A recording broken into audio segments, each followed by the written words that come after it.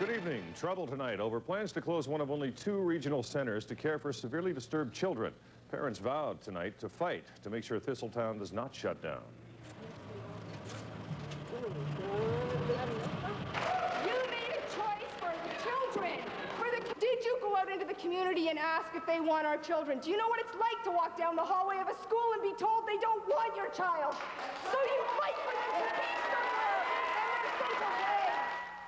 We just don't trust the fact that they can rip apart these programs that work for our kids and reinvent programs that might work.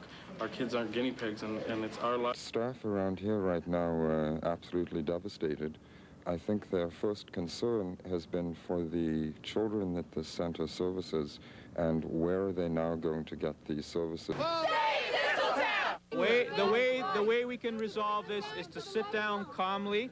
But you won't give me a point. Yes, I will. We will talk with you.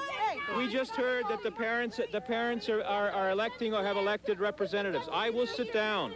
I will sit down with the representatives of the parents. I will sit down with the representatives of the workers, and we will. My son and my daughter and explain to them why their nothing is going to happen to your son and your daughter until we know that they're.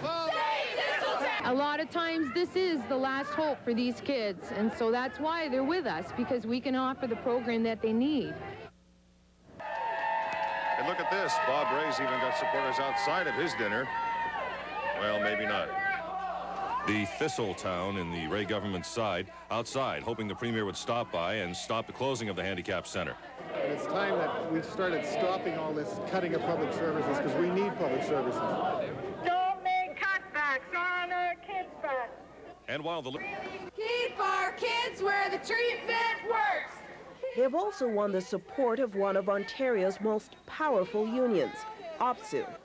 Most of the people who work at the centre belong to that union. But union president Fred Upshaw says their support is not an attempt to hang on to their jobs. We're not going to lose our jobs if they close Thistletown down. But our people are professionals, and they're talking up for what they know is going to be harmful for those patients. It's been an emotional subject for all concerned, and tonight's meeting got off to a frightening start when one of the parents opposed to the closing of the Thistletown Center collapsed.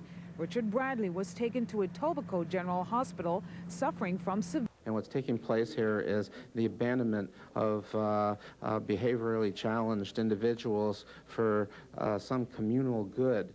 Plan. There are growing regions in York and Peel that need to be given good services, and we've got to look at a facility like Thistletown and see if we can't rearrange the way money is spent a little differently.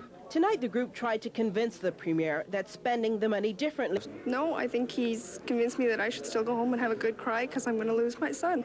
Children, all I want is my son to have a chance in life, and Thistletown is the only place to this point who has given my son that chance. And to take Thistletown away means you're going to take my kid.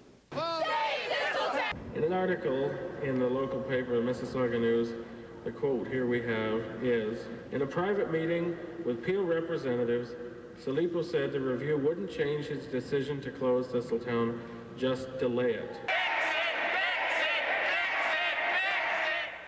You have mapped out my son's future. You didn't talk to me about it. Ringing the death knell on Thistletown, enraged parents reach the boiling point. I want my life, and you know what? It exists in this building. And you want to take it away, and if you want to take it away, you go over to that house, you get my son, and you take him home with you. And you see what it's like to live like this. He said it ain't broke. It is broke, Sandy. You're saying financially it's broke. That's not supposed to rest on the shoulders of our children, of our families. Why should we pay the price for the government's royal fuck-ups all along? It's not our fault. Why should our children have to suffer? Why should we have to suffer?